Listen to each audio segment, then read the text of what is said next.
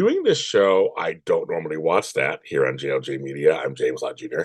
Doing this show is really tough because I am so busy watching shows that I do watch for work and a few for pleasure that I have very few time to actually look at shows I don't really watch. So I try my best to take a night here and there and just watch a couple of shows I don't normally watch. But it's a half hour, an hour to get an idea because sometimes I do get turned on to them and I will end up watching them, adding to my rotation, which makes my life harder. Or I just don't, I just watch them once and I'm like, that's interesting. So on this episode, actually, I'm watching something that's going off the air, the number one comedy on television, Young Sheldon. I was never a Big Bang Theory fan. I tried watching it, couldn't just didn't wasn't for me. There are people on the show I like, of course, from other things. I met the guy who played Raj once at a yogurt land. He was very nice. My friend Shauna yelled out, "You're the guy from Big Bang Theory." He was like, "Yes, I am." He was great. I'm blanking out his name right now. He's also in the episode. He's reunited with his old co-star Melissa on her show Night Court, which I watched. It was a fun episode recently. Um, but I wasn't a Big Bang Theory fan. My brother and I both weren't. But my brother tells me, he comes to me like, James, I decided to watch Young Sheldon and I love it. Now, for those of you guys who are like, what does this all mean? Young Sheldon is the spinoff prequel of Big Bang Theory. It's taking the main character, the main guy from Big Bang Theory, and actually showing his growing up.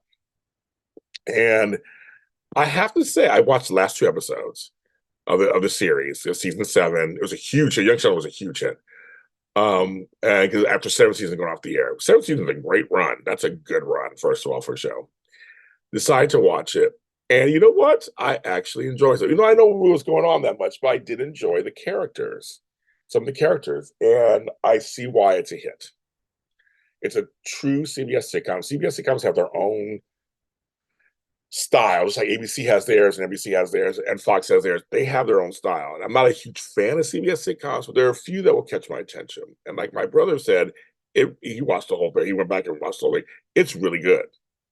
I could tell. Eddie Potts, I should know better. She's good in everything she does, all the way back from designing women, but she's good in everything.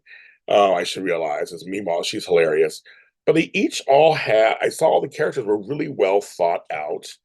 And it was a great ensemble show from what I saw. I'm like, and I guess I could, and the lead guy is Ian, I've got his last name in real life. He's really good.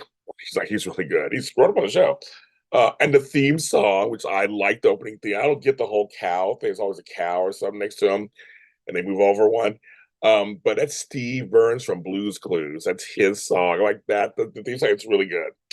I did not know that. But anyway, I can see why you could watch this show and not watch Big Bang Theory.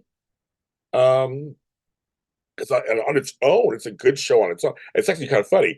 If this show came out first, I could see it. I could literally see it begatting Big Bang Theory. Now, isn't that funny? Like it really worked both ways. It works both ways. That's what a good spin-off prequel can do. There's other prequels out there that I'm watching right now for Yellowstone. There's 1923 and 1988, and those are all good.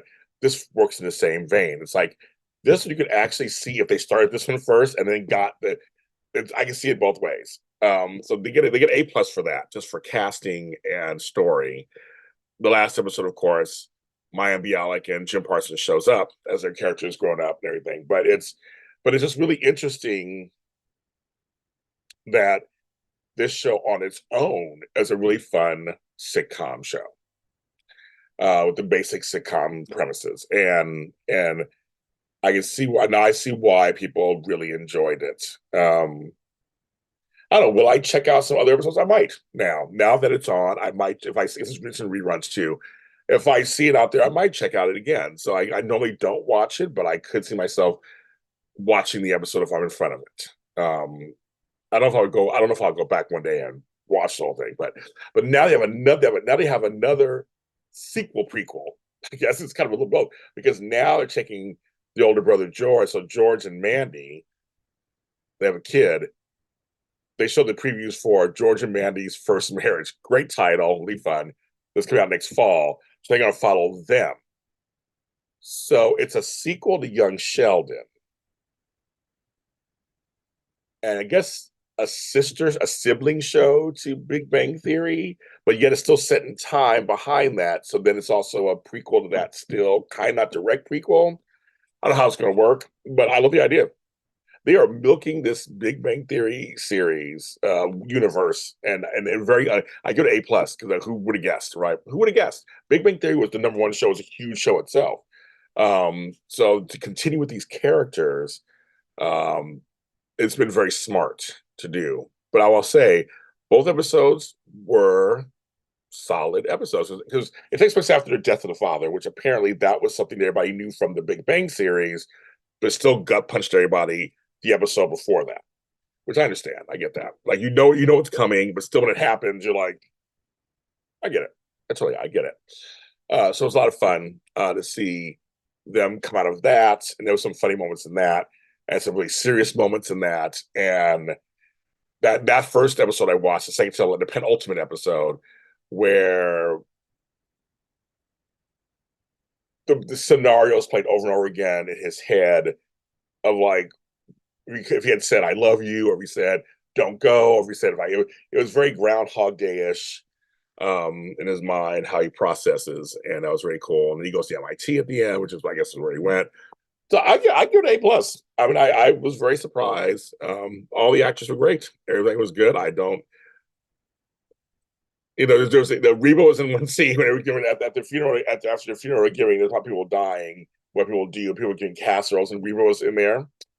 There's a Peter Murray was in there. It looks good. And so now this other spinoff, I might actually give it a try just because now I see that it's not directly Big Bang Theory. They're actually separate shows, but there's something interesting about that. So anyway, so I don't know, but I get A plus. As James's quick assessment to Young Sheldon. Chuck Lorre did a great job. Chuck Lorre is just like the guy. I mean, he just pours out all these sitcoms. I mean, does he get enough? Does he get? Is he underrated, or does he get his due? I'm not sure. People tell me, does he get his due? Because I mean, there's a lot of shows of his that I liked later. Two and a Half Men. I watched that later. Ended up loving it.